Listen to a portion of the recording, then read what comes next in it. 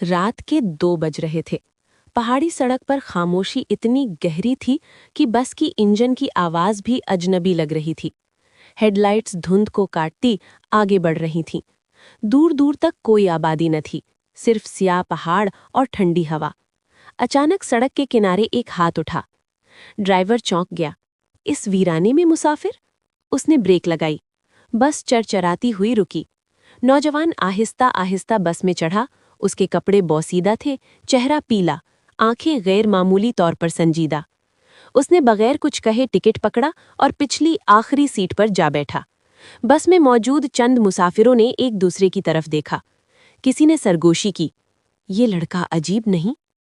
नौजवान बिल्कुल साकित बैठा रहा, जैसे बस में मौजूद ही ना हो। रास्ते में एक एक करके मुसाफिर उतरते गए, सीटें खाली होती गईं। रात मजीद गहरी हो गई।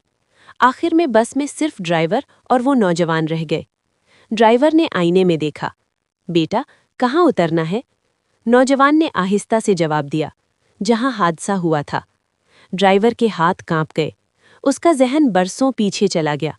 वही मोड़, वही हादसा, जहाँ एक नौजवान हलाक हुआ था, और तब से वहाँ कोई बस नहीं रुकती थी।